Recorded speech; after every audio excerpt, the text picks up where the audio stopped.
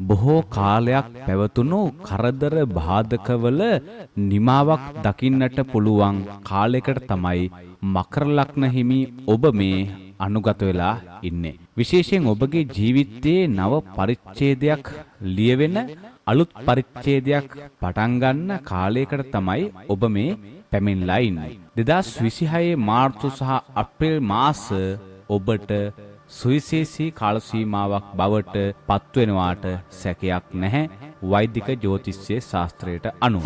ඔබට පුළුවන් channel එක subscribe කරලා නැත්නම් අනිවාර්යයෙන්ම channel එක subscribe කරලා තියාගන්න. මම වීඩියෝ එකක් දාපු සැනින් ඔබට නැරඹීමේ හැකියාව පවතින නිසා. 2026 අප්‍රේල් මාසයේ සූර්යයා මීන රාශියෙන් මේෂ රාශියට සංක්‍රමණ වීමත් සමගම උදාවන අලුත් අවුරුද්ද මකර ලග්න හිමියන්ට සුවිශේෂී වර්ෂයක් බවට පත් වෙනවා. වසර 30කට පසු උදාවන රාජ යෝග තත්වයන් සහ ධන යෝග සක්‍රීය වීම නිසා ඔබේ ජීවිතයේ වටිනාම පරිච්ඡේදය ආරම්භ වනවාට සැකයක් නැහැ. එනිසා තමයි මුලින් සඳහන් කළේ ඔබගේ ජීවිතයේ හොඳම කාලය තමයි මේ ආරම්භ වෙන්නට යන්නේ. වෘත්තීය ජීවිතය පිළිබඳව කතා කරනකොට මාර්තු මාසයේ සිට ඔබේ වෘත්තීය ගමනේ පැහැදිලි වර්ධනයක් දකින්න පුළුවන්. උසස් වීම, ඒ වගේම නව රැකියා අවස්ථා උදා වීමට ඔබට හැකියාව පවතිනවා මකර ලග්න හිමි ඔබට. මේ තරම් කාලයක් තිබුණු රැකියාවේ බාධාවන්, ඒ වගේම විදේශගත වීමට තිබිච්ච බාධාවන් සියල්ලක්ම දුරු වෙලා ඒ භාග්‍යයේ බලාපොරොත්තු ඔබට සාක්ෂාත් කරගැනීමේ හැකියාව පවතිනවා. මාර්තු අග සහ අප්‍රේල් මාසයේ ඒ සඳහා ඉතාම සුබ ඵල අත්කර ගන්නට පුළුවන් විශේෂ ප්‍රතිඵල ඔබට ලබා ගැනීමේ හැකියාව පවතිනවා. ඔබ වගකීම් සහගත තනතුරක් දරන කෙනෙක් නම් ඔබේ තීරණ ගැනීම හැකියාව සහ නායකත්වය අන් අයගේ ඇගීමට පාත්‍ර වෙනවා, ඇගීමට ලක් වෙනවා. ඉතින් ඒ නිසා ඔබට සමාජයෙන් ගෞරවය වෙන කාලවලට වැඩිය ලැබෙන කාලයකට තමයි ඔබ මේ අනුගත වෙන්නට යන්නේ මකර ලග්න හිමි ඔබ. මාර්තු 2 වෙනිදා සිට සිකුරු මීන රාශියේ උච්ච වීමත් සමග මහෝසද වැනි ධන යෝග ක්‍රියාත්මක වෙනවා. මෙහිදී හදිසි ධනලාභ හෝ අත්හිටුවා තිබූ මුදල් ලැබීමට ඔබට වාසනාව පවතිනවා. මේ දේවල් සඳහන් කරන්නේ වෛදික ජ්‍යොතිෂ්‍ය ශාස්ත්‍රයට අනුව. මම කියන දේවල් නෙවෙයි, මේ දේවල් වෛදික ජ්‍යොතිෂ ශාස්ත්‍රයෙන් අරගෙන තමයි ඔබට මේ කියන්නේ. ඒතකොට ඔබගේ ලග්නයට අනුව තමයි මේ දේවල් මම මේ කතා කරන්නේ. නැත්තම් මම මේ පෞද්ගලිකව හිතලා කියන දෙයක් නෙවෙයි. ආයෝජන පිළිබඳව කතා කරනකොට නිවාස ඉඩකඩම් හෝ වාහන මිලදී ගැනීමට බලාපොරොත්තු වන අයට අප්‍රේල් මාසයේ තරම් සුබ කාලයක් තවත් මේ ජීවිතේ නැහැ. ඔබගේ ජීවිතේ කනපිට හරවන කාලයකට තමයි ඔබ මේ අනුගත වෙන්නට යන්නේ. වියදම් පාලනය පිළිබඳව කතා කරනකොට රාහු දෙවැන්නේ සිටින නිසා අනවශ්‍ය වියදම් පාලනය කර ගැනීමටත් මුදල් ගණතුණු වලදී තාමත්ම බුද්ධිමත් වීමටත් වග බලා ගන්න සිද්ධ වෙනවා. ඔබ මුදල් වියපැහැදම්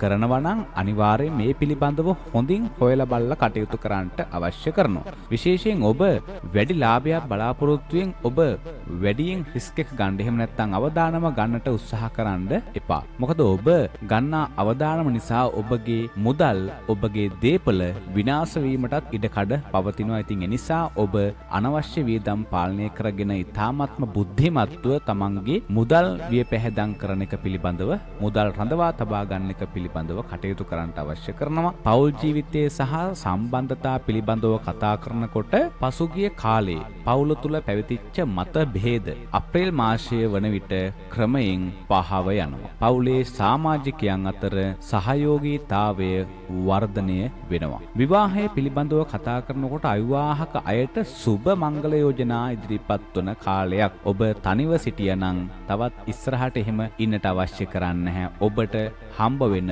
පෙම් සම්බන්ධතාවල ස්ථාවරත්වයක් පෙන්වුම් කරනවා. ඔබට හම්බ වෙන සහකාරිය හෝ සහකාරයා විවාහය දක්වාම ඔබ සමග ඉන්න, ඒ වගේම ජීවිතේ හොඳින් අවබෝධ කරගත්ත අය තමයි ඔබට මේ කාල සීමාවේදී මුණ ගැහෙන්නේ. සෞඛ්‍ය තත්ත්වයේ පිළිබඳව කතා කරනකොට ඔබට වැඩ අධික වීම නිසා මාර්තු මාසයේදී යම් වෙහෙසකර බවක් දැනෙන්න පුළුවන්, මානසික පීඩනයක් දැනෙන්නට පුළුවන්. ඉතින් ඒ හරහා ඔබට ස්නායු පද්ධතිය පිළිබඳව සැලකිලිමත් වීම ඉතාම වැදගත්. මෙන්න මේ දේවල් තමයි ඔබට ජ්‍යොතිෂ ශාස්ත්‍රයෙන් ඇත්තටම වැදගත් වෙන්නේ. මොකද ඔබ අමාරුවේ වැටෙන්න කලින්, ඔබට රෝගයක් වැළඳෙන්නට කලින් දැනගන්නට පුළුවන් නම් ඒක කොච්චර හොඳ දෙයක්. ඉතින් අන්න ඒ විදිහට ඔබට ඔබගේ ජීවිතයට සිද්ධ වෙන්න යන අනතුරු වළක්වාගෙන තමන්ගේ ජීවිතය සුවපත් කරගන්නට මේ වෛදික ජ්‍යොතිෂ්‍ය ශාස්ත්‍රයෙන් ලැබෙන පිටුවහල නම් කියලා නෙම කරන්න පුළුවන් කමක් නැහැ. ඉතින් මේ දේවල් මම සඳහන් කරන්නේ 80%ක්ම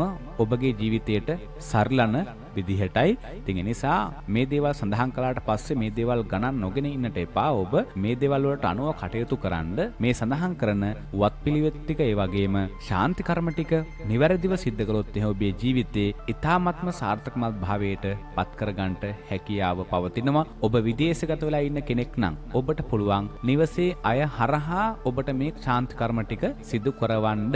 මුදල් දායකත්වයෙන් ඔබට පුළුවන් නිවසේ අයට මුදල් වලින් සම්බන්ධ වෙලා ඒ හරහා ඔබට නිවසේ අය හරහා ඔබගේ අවශ්‍ය කරන ශාන්ති කර්ම ටික කරලා දෙන්න කියලා නිවසේ අයට ඉල්ලීමක් කරන්න පුළුවන්. නිවසේ අයට කියන්න පුළුවන්. එතකොට ඒ හරහා ඔබට එයින් ශාන්තිය ළඟා කර ගැනීමේ හැකියාව පවතිනවා. සෙනසුරු ඒලාෂ්ටක කපල කාලයේ ක්‍රමයෙන් අවසන් වෙන කාලයක්. අප්‍රේල් වෙනකොට ඔබගේ සෙනසුරු ඒලාෂ්ටකයන් ක්‍රමයෙන් පහ වෙලා යනවා. කරලක්නින් උපන් ඔබ 2026 මාර්තු සහ අප්‍රේල් මාසවල පවතින ග්‍රහ බලපෑම් සුබදායක කර ගැනීමට තවත් ඔබට සුබදායක කර ගැනීමට සෙනසුරු ඒලාෂ්ටක කපලයන් තවත් ඔබට අවම කර ගන්නට පුළුවන්කම පවතිනවා. වෙන්න මේ දේවල් ඔබ සිද්ධ කරොත් එහෙම. මොකද මකර ලග්නයේ හිමිවන්නේ සෙනසුරු ශනි ග්‍රහයාට නිසා සෙනසුරු අපල සමනය වන වත්පිළිවෙත් ඒවා දුරු කරන වත්පිළිවෙත් වෙන්න මේ දේවල් ඔබ සිද්ධ කරන්නට අවශ්‍ය කරනවා. මේ සඳහන් කරන දේවල් සතිපතා සිද්ධ කළොත් ඔබට ජීවිතේ සුබ පළත් කර ගන්න පුළුවන්. සෙනසුරාදා දවස්වල සවස් කාලයේ නිල් මල් නිල් කොඩි සහ එළඟ තෙල් පහන් සහිතව බෝධි පූජාවක් පවත්වා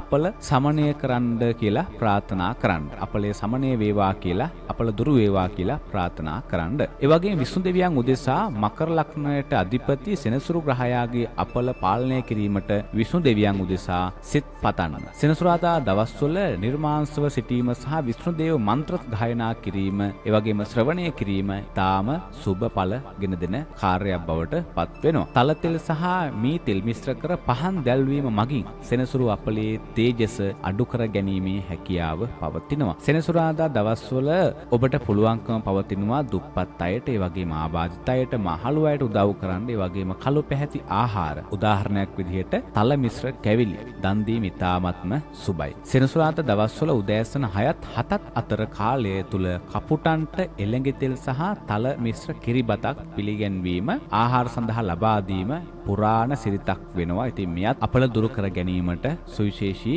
වතාවතක් හැටියට ශාන්ති කර්මයක් හැටියට සඳහන් කරන්න පුළුවන්. ඒ වගේම තමයි ගවයින් නිදහස් කිරීම. හැකි පමණින් සතුන් මරණයෙන් මුදවා ගැනීම හරහා ඔබට පුළුවන් ඔබගේ අපල දුරු කර ගන්නට. ආධ්‍යාත්මිකවත් පිළිවෙත් පිළිබඳව කතා කරනකොට නීලාංජන සමාභාෂං ඒ කියන්නේ ඔබට පුළුවන් නවග්‍රහ ශාන්තිය. මෙන්න මේ නවග්‍රහ ශාන්තියට අදාළ ලින්ක් එක මම පහළ ඩිස්ක්‍රිප්ෂන් එකේ දාලා තියන්නම්. ඔයාලට පුළුවන් ඒ ලින්ක් එකෙන් ගිහිල්ලා ඔබට මෙන්න මේ නවග්‍රහ ශාන්තිය සඳහා මේ දේවල් ඔබට ශ්‍රවණය කරන්න, 7 වරක් ශ්‍රවණය කරන්න, ඒ වගේම ගායනා කරන්න පුළුවන් නම් තවත් හොඳයි. ඒ වගේම තමයි සෞඛ්‍ය ගැටලු මතුවෙනවා නම් මහා මුතුන්ජය මන්ත්‍රය ශ්‍රවණය කිරීම ඉතාමත්ම බලවත් ශාන්ති කර්මයක් හැටියට සඳහන් කරන්නට හැකියාව පවතිනවා. ඉතින් මෙන්න මේ ටික තමයි ඔබට සඳහන් කරන්න තිබෙන්නේ මකර ලග්න හිමියන්ට තමන්ගේ ජීවිතයේ සාර්ථකමත් භාවයට පත් කර ගන්නට. කොහොම නමුත් ඔබට සුබයි කියලා ඔබ නිකරුණේ කාලය ගත කරොත් එහෙම ඔබට කොහොමත් සුබ වෙන්නේ නැහැ. ඔබ පහුගිය කාලෙදී මොනතරම් වෙහෙස වුණත් ඔබගේ කටයුතු සාර්ථක වෙන්නේ නැති වෙන්න පුළුවන්. නමුත් මේ වර්ෂයේදී මේ මැයි සහ අප්‍රේල් සහ මාර්තු කියන මාසවලදී ඔබගේ ජීවිතයේ මේ ග්‍රහ බලපෑමත් එක්කලා ඔබ යම් කිසි දෙයකට මහන්සි වෙනවාද එහි ප්‍රතිඵල ඔබ හිතනවටත් වැඩිය අත්පත් කරගැනීමේ හැකියාව පවතිනවා. ඉතින් මම හිතනවා මේ කාරණා ටික ඔබගේ ජීවිතයට ඔබගේ සාර්ථකත්වයට මහත් රුකුලක් වෙන්නට ඇති කියලා. කලින් ඔබගේ අසනීප තත්වයන් දුරු කර ගන්නට මේ දේවල් ඔබට මහෝපකාරී වෙන්නට ඇති කියලා මම හිතනවා. ඔබට පුළුවන් channel එක subscribe කරලා නැත්නම් අනිවාර්යයෙන්ම subscribe කරලා තියාගන්න. ඒ වගේම bell icon එකත් all දාලා තියාගන්න. මම වීඩියෝ එකක් දාපු තැනින් ඔබට නැරඹීමේ හැකියාව පවතින නිසා. ඉතින් ඔබලා හැම දිනාගේම ජීවිත සුවපත් වේවා කියලා අවසාන වශයෙන් ප්‍රාර්ථනා කරනවා.